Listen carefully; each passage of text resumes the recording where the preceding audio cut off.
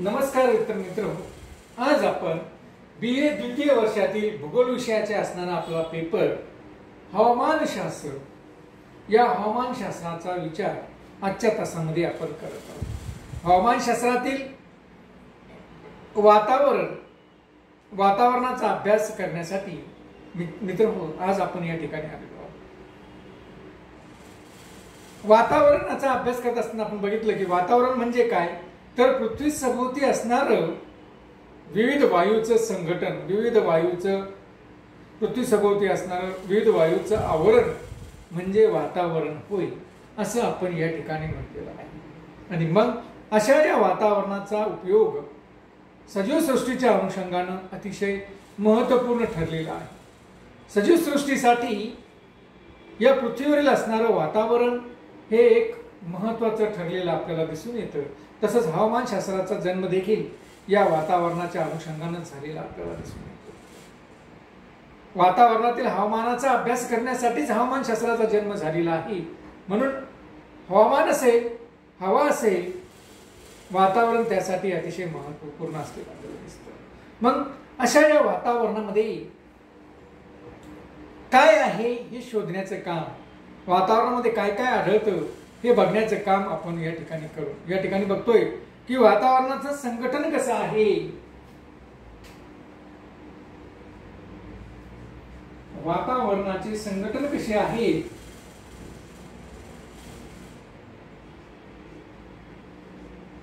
हे पाहण्याचं काम या ठिकाणी आपण करत आहोत। आणि मित्रो, वातावरणाचं संघटन या ठिकाणी बघत असताना आपण मागील तासामध्ये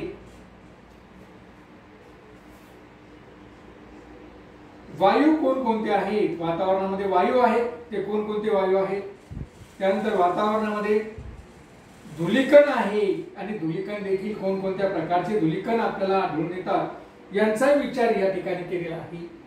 वायू कोणकोणते आहेत, त्या वायूंचा वातावरणाच्या अनुषंगाने आणि सजीव सृष्टीच्या अनुषंगाने कशा पद्धतीने उपयोग होतो, कशा पद्धतीने वातावरणामध्ये कार्य करतात। तसंच धूलिकणांचा देखील आपण भाग या ठिकाणी मागच्या तासामध्ये बघितला की धूलिकण देखील कोणकोणत्या प्रकारचं असतं, म्हणजे सेंद्रिय प्रकारचे धूलिकण असतात, असेंद्रिय प्रकारचे धूलिकण असतात। मग असेंद्रिय प्रकारचे आणि सेंद्रिय प्रकारच्या धूलिकणांच्या अनुषंगाने यांची संख्या कोणत्या प्रदेशामध्ये अधिक दिसून येते। मग आपण बघितलं की महानगर असेल की जिथं औद्योगिक वसाहत अधिक प्रमाणात आहे, वाहतुकी दळणवळण साधनं अधिक प्रमाणात वापरली जातात, किंवा जिथं ज्वालामुखीचा उद्रेक होतो, जिथं जिजेचं प्रमाण जास्त आहे, अशा प्रमाणामध्ये प्रामुख्याने आपल्याला असेंद्रिय प्रकारचे असणारे धूलिकण अधिक प्रमाणामध्ये दिसून येतात। आणि हे मोजण्यासाठी ॲटिकन नावाच्या या शास्त्रज्ञांनी या ठिकाणी धूलिकण मोजण्याचं यंत्र या ठिकाणी शोधलं आणि त्याच्या अनुषंगाने मग त्यानं सांगितलं की महानगर असेल किंवा मोठमोठाली शहरं असेल यांच्यावर जवळपास 1 घन सेंटीमीटर हवेमध्ये जवळपास 1 लाख धूलिकण असलेले आपल्याला दिसून येतात। तर पर्वतांची उंच शिखरं असतील किंवा समुद्राचा असणारा भाग असेल, महासागराचा असणारा भाग असेल, इथं धूलिकणांची संख्या ही 1 घन सेंटीमीटर हवेमध्ये जवळपास 500 पर्यंत असलेली आपल्याला दिसते। म्हणजे अशा पद्धतीने मित्रहो, वेगवेगळ्या प्रदेशामध्ये धूलिकणांची संख्या ही वेगवेगळी असलेली आपल्याला दिसते। या धूलिकणांमुळे संधी प्रकाश निर्माण होतो, या धूलिकणांमुळे प्रकाशाचं विकिरण होतं, सूर्यप्रकाशाचं विकिरण होतं। या धूलिकणांमुळे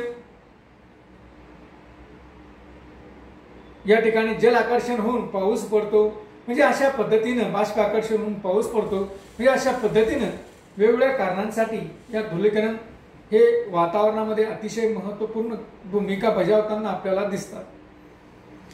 त्यानंतर आजच्या तासामध्ये आपल्याला जे काही बघायचं आहे ते म्हणजे जलबाष्प। तिसरा जो काही महत्त्वाचा घटक आहे वातावरणातील तो आहे जलबाष्प।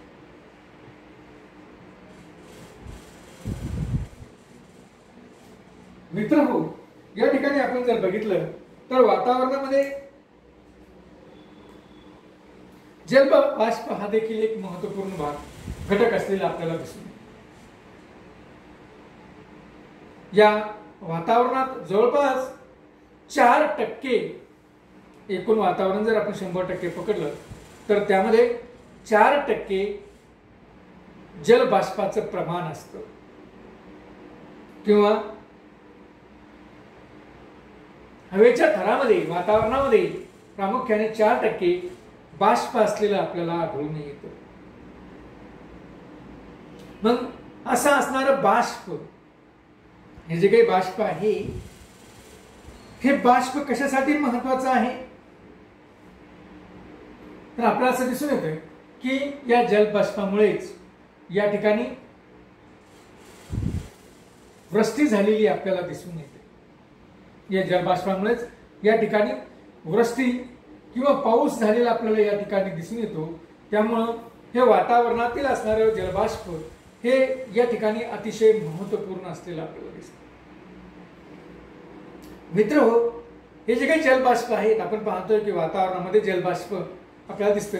याचा पुरवठा होतो कुठून तर प्रामुख्याने आपण पाहतो की याचा पुरवठा हा प्रामुख्यानं जी काही महासागर आहे, महासागर असेल, समुद्र असेल, नद्या असेल, तळी असेल, यांच्या बाष्पीभवनातून जे बाष्प निर्माण होतं, यांच्या पाण्याच्या बाष्पीभवनातून जे बाष्प निर्माण होतं, हे बाष्प वातावरणामध्ये पोहोचवलं जातं किंवा वातावरणामध्ये येतं. आणि आपण पाहतोय की वातावरणाच्या खालच्या थरामध्ये म्हणजे भूपृष्ठालगत असणाऱ्या थरामध्येच जलबाष्पाचं प्रमाण हे अधिक असलेलं आपल्याला दिसून येतं. वातावरणाच्या या खालच्या थरामध्येच जलबाष्प हे आपल्याला अधिकाधिक प्रमाणामध्ये आढळून आलेलं आपल्याला दिसून येतं.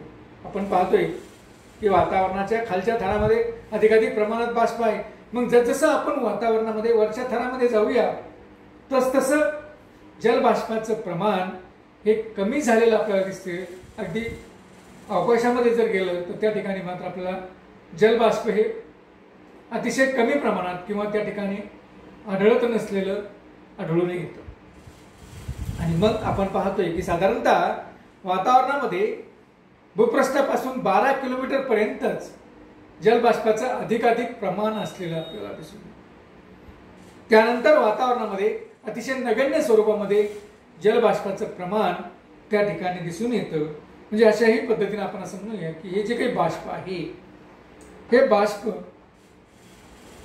या बाष्पापासून पुढे पाऊस पडतो.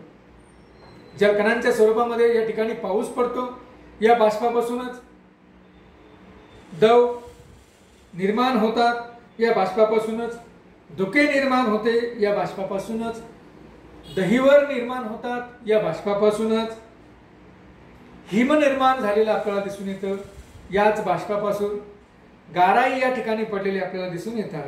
म्हणजे अशा पद्धतीनं मित्रहो, हे बाष्प या ठिकाणी वृष्टीचे वेगवेगळे रूप या ठिकाणी निर्माण करताना आपल्याला दिसून येतं. आपण पाहतोय की वातावरणामध्ये असणारं बाष्प, हे जे काही बाष्प आहे हे धुलीकणांभोवती जमा होतं. धुलीकणांच्या आकर्षणामुळे धुलीकणांभोवती जमा होतं. त्याचं जलकणात रूपांतर होतं. हे जलकणांचं संघटन होऊन जलकण एकत्र येतात आणि मग त्यांच्यापासून ढगांची निर्मिती होते. आणि या ढग जसजसे वर आकाशात जाऊ लागतात तसतसं तापमान कमी होऊन ढगातील असणाऱ्या त्या बाष्पाचं रूपांतर, त्याचं सांद्रीभवन होऊन त्याचं रूपांतर पाण्यामध्ये होतं आणि मग या ठिकाणी पाऊस पडलेला आपल्याला दिसून येतो. तसंच काही वेळेस अगदी सकाळच्या सत्रामध्ये ज्यावेळेस हे बाष्प पृथ्वीवरील असणाऱ्या खालच्या थराचं तापमान हे कमी झालं होतं, त्यावेळेस हे जे काही जलबाष्प आहेत, हे जलबाष्प मग गवताच्या पानावर अगदी पाण्याच्या थेंबा इतकं साठवलेलं आपल्याला त्या ठिकाणी दिसतं. म्हणजे त्याला आपण दव असं म्हणतो. मग अशा पद्धतीनं हे दवाच्या स्वरूपामध्ये आपल्याला दृष्टिक्षेपास येतं. किंवा काही वेळेस आपण पाहतो की हे बाष्प अधिकच थंड झालं तर सांद्रीभवनाची जी काही क्रिया आहे ही 0 अंशापेक्षा कमी तापमानामध्ये तर त्या ठिकाणी झाली तर त्याचं रूपांतर हिममध्ये होतं आणि हे हिम आपल्याला पृथ्वीवर पडताना आढळतं. किंवा काही वेळेस अतिशय जास्त प्रमाणामध्ये जर तापमान कमी असेल तर हे हिमकण अतिशय मोठे होतात आणि त्यापासून मग गारा पडलेले आपल्याला दिसून येतात. किंवा काही वेळेस हे जलबाष्प ज्यावेळेस वातावरणाच्या खालच्या थरामध्ये राहतं त्यावेळेस हे ज्यावेळेस याचं सांद्रीभवन होत असताना ज्यावेळेस हे पाण्यामध्ये रूपांतर करत असेल तर त्यावेळेस तापमान अजून कमी असेल तर प्रामुख्याने आपण पाहतो की गवताच्या पात्यावर असेल, लोखंडाच्या एखाद्या तुकड्यावर असेल की पांढरट अशा प्रकारचा डाग त्या ठिकाणी सकाळच्या सत्रामध्ये सकाळी अशा पद्धतीने पांढरट अशा प्रकारचा डाग त्या ठिकाणी दिसतो. त्याला आपण दहीवर असं म्हणतो. म्हणजे अशा पद्धतीनं मित्रहो वेगवेगळ्या पद्धतीनं हे जलबाष्प वातावरणामध्ये या ठिकाणी आलेला आपल्याला दिसून येतो. या जलबाष्पाचा फायदा आपल्याला निश्चित या ठिकाणी जी काही सजीव सृष्टी आहे या सजीव सृष्टीला या ठिकाणी वातावरणातील असणाऱ्या जलबाष्पाचा मोठ्या प्रमाणात फायदा होतो.